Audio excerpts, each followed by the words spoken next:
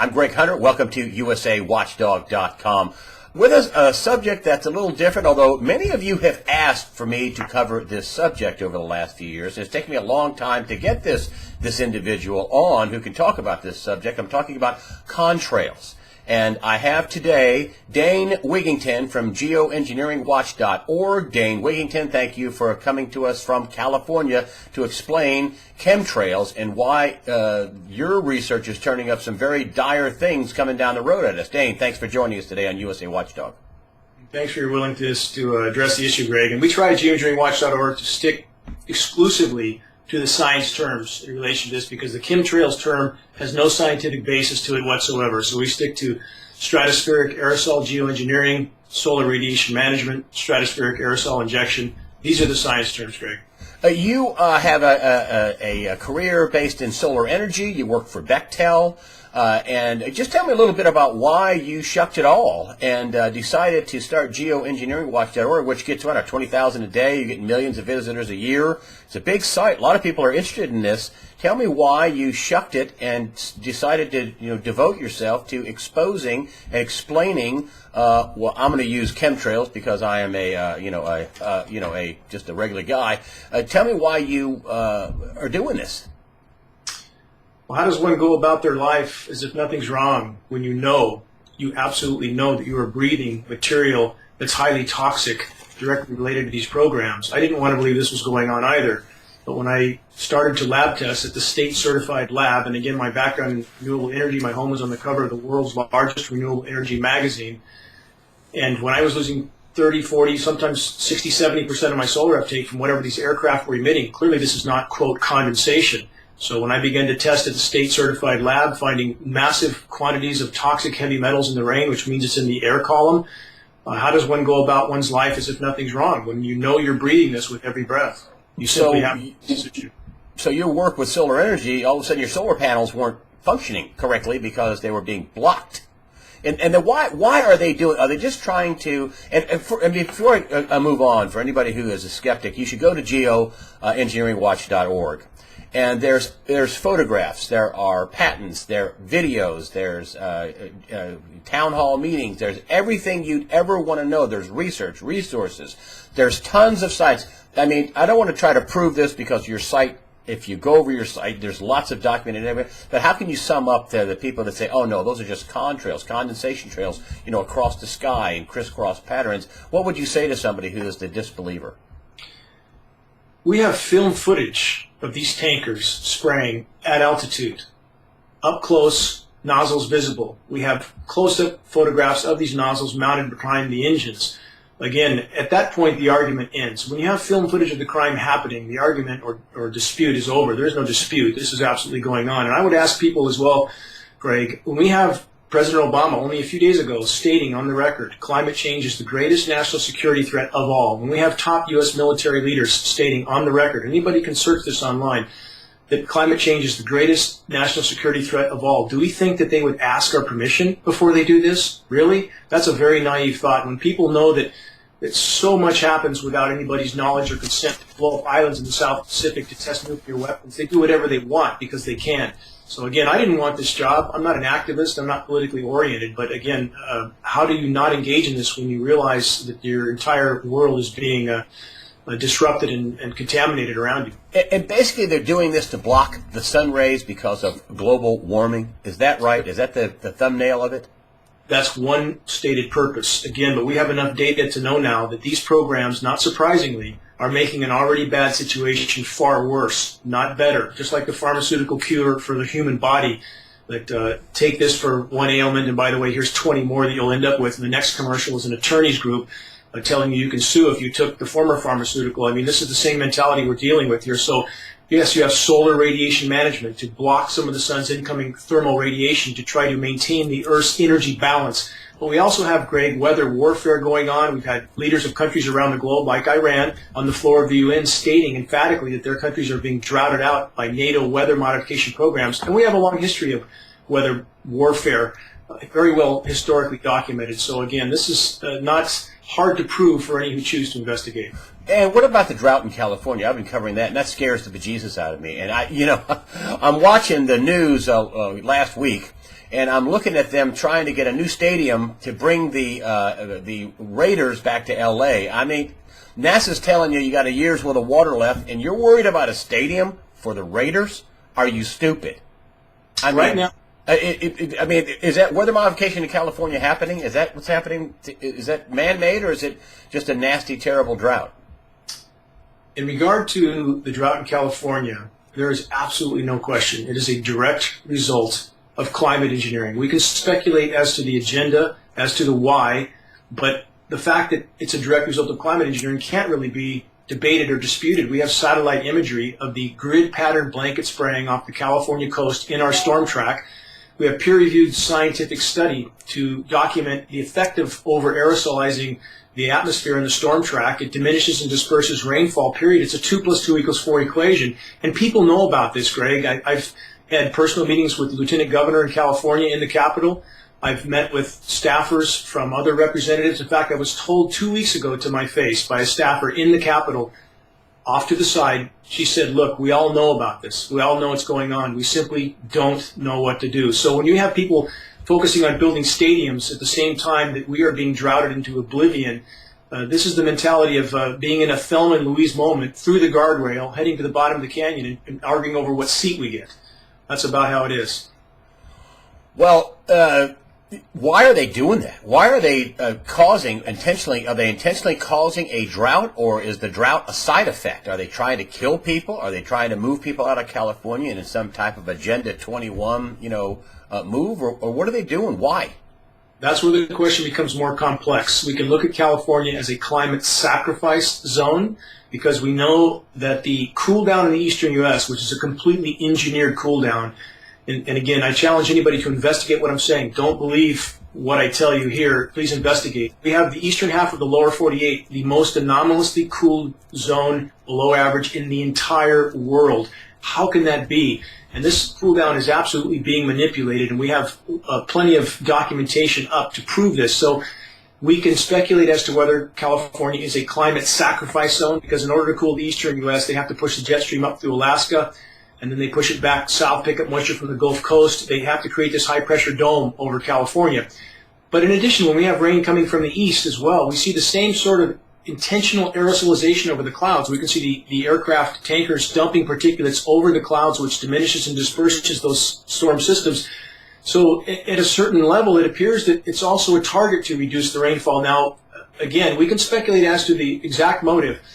But when we see so many Middle Eastern countries, for example, that have all been radically droughted out by what appears to be NATO weather modification programs prior to the destabilization of those countries, populations that are mired in their own struggle tend not to push back much against the power structure in the system.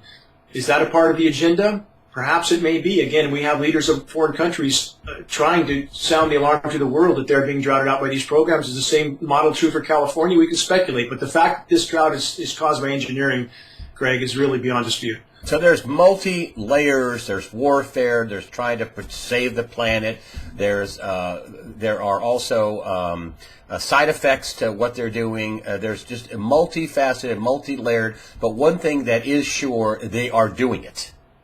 There's absolutely no question. We have film footage. It's in regards to what is a condensation trail or a particulate trail. Again, people need to understand the science. The high bypass turbofan jet engine, which is on all commercial aircraft and all military tankers, is basically a jet-powered fan. 85% of the air that passes through that engine is non-combusted. That engine is almost incapable of making any condensation trail, except under the most extreme circumstances. You can see a tutorial of this on the Geoengineering Watch website homepage. Understand the science.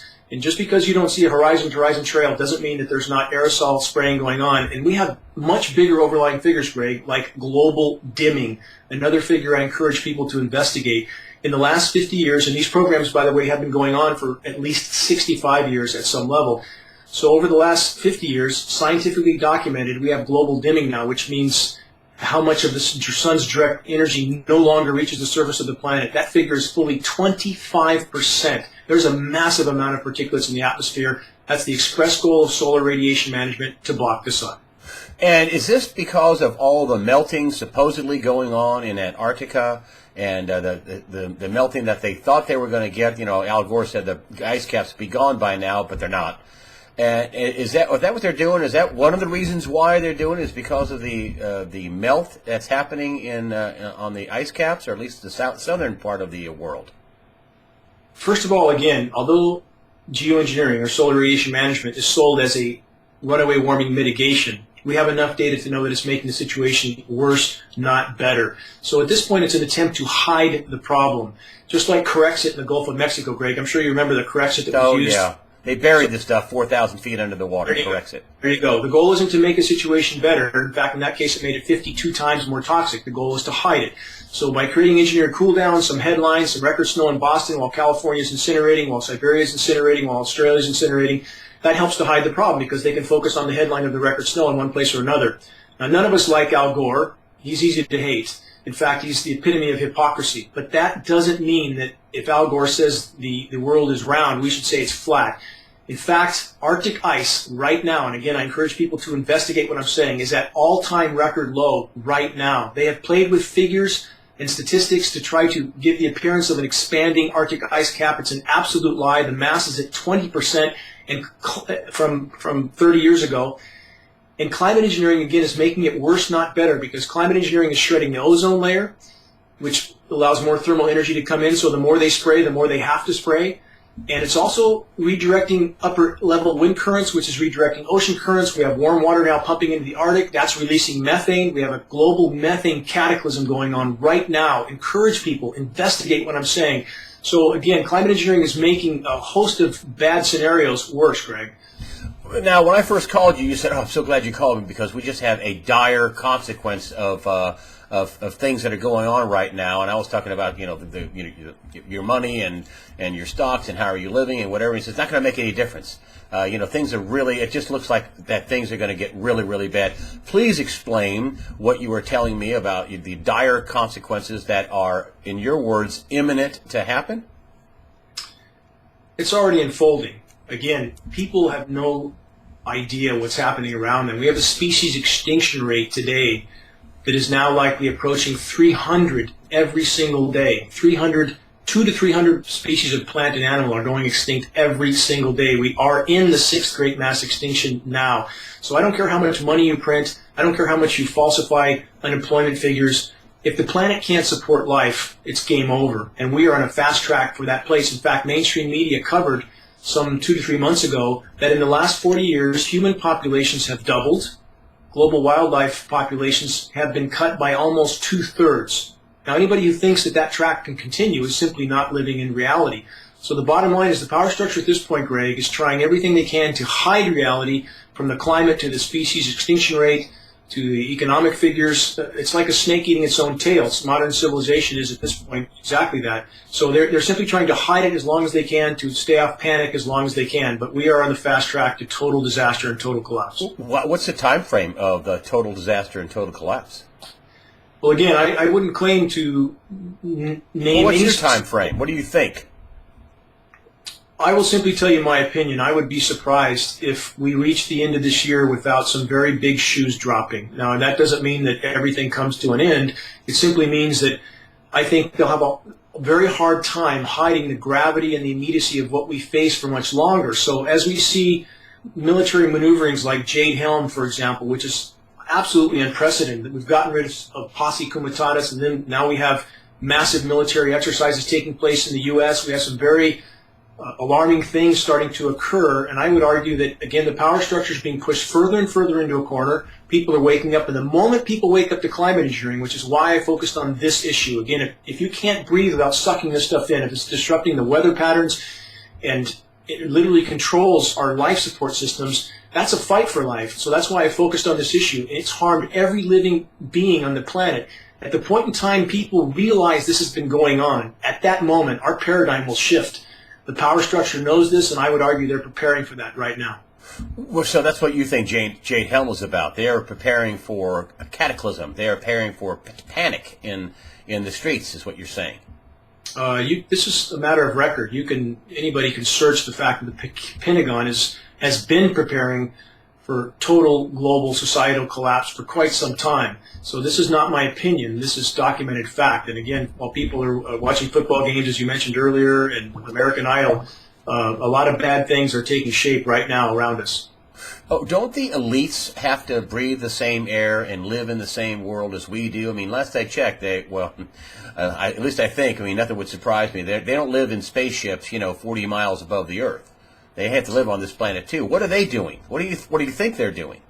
It's a very good question. Comes up often. Let me give two answers to that. One, we're not dealing with sanity, and that's a statistical fact. We're dealing with people that, in many cases in leadership, have psychopathic behavior, and psychoanalysis of those types of individuals lists again and again one common blind spot: a near total lack of comprehension as to the consequences of their actions, even to themselves. These are the same people, Greg, that have detonated over 2,000 nuclear weapons on the planet, which has contaminated all life, including them. These are the same people that are right now approving the construction of dozens more nuclear power plants around the globe, and we have one, Fukushima, right now, that may kill us all.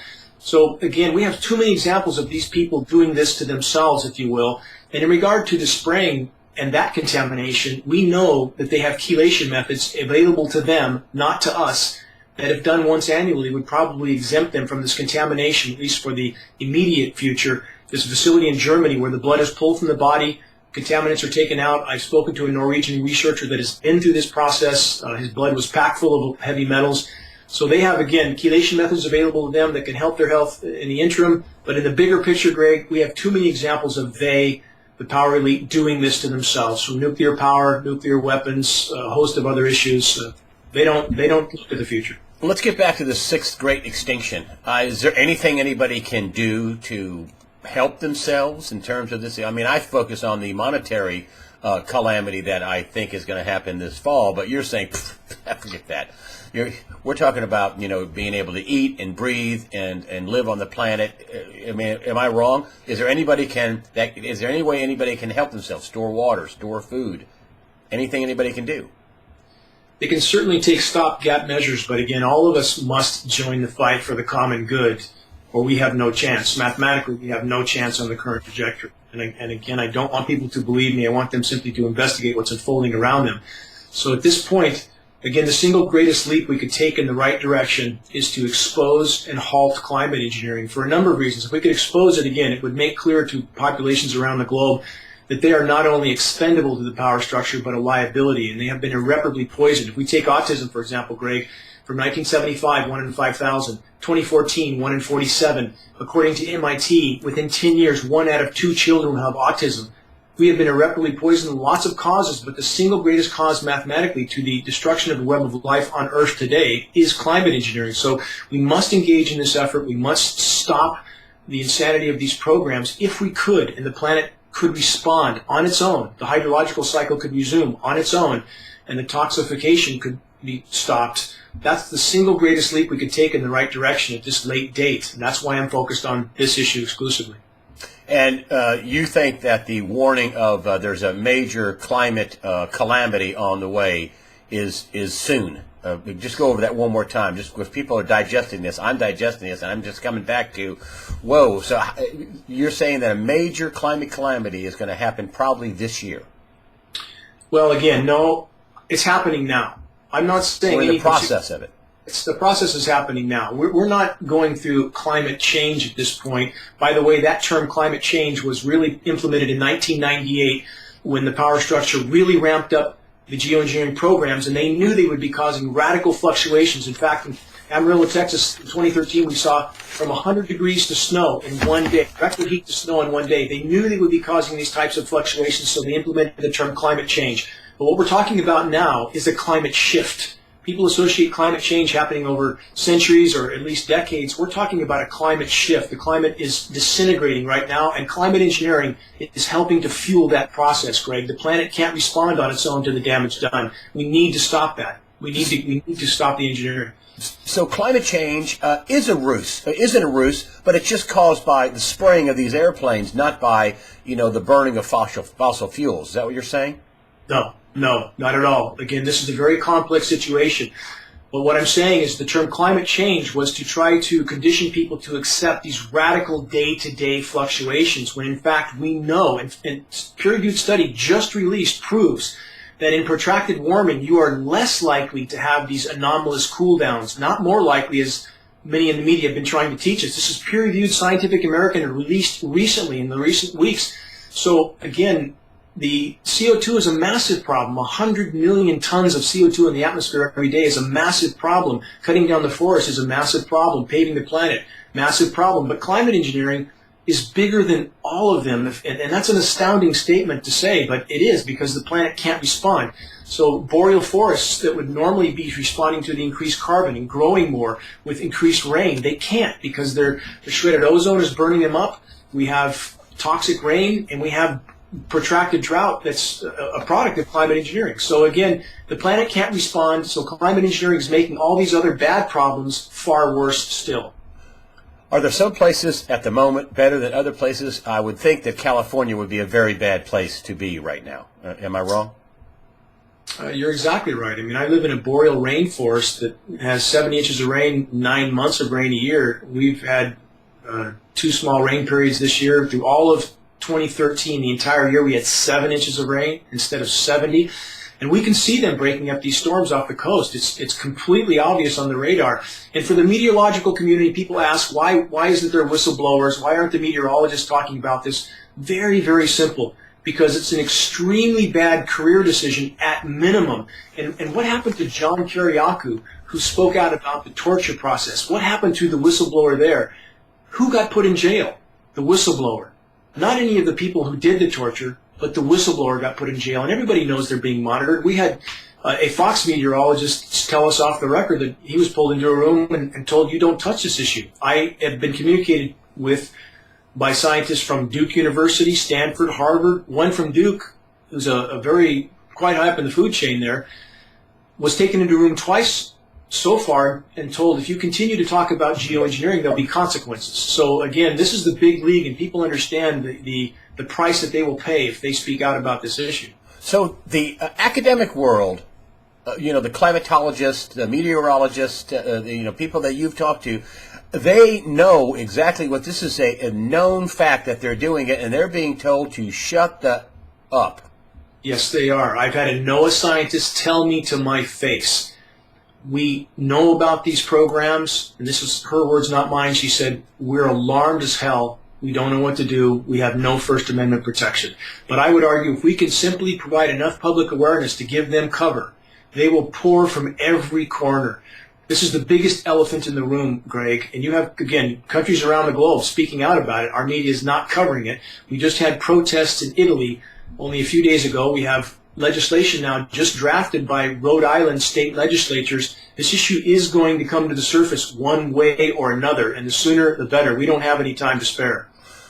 Dane Wigington, if you doubt him, you should go to geoengineeringwatch.org and dig in. You have posted one photo, video, paper, stuff on HAARP, H-A-A-R-P. You've posted tons of resources and scientific proof, meetings, video. I mean, it's unbelievable the depth of the science that you've put into this website. There's no wonder why 15 or 20,000 people a day are coming to it. It should be 15 or 20 million people a day coming to geoengineeringwatch.org. Dane Wigington, will you please come back and give us an update in a few months?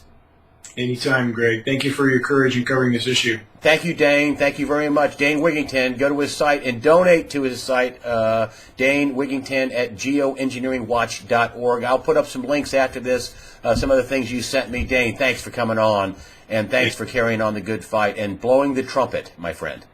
Thank you, sir.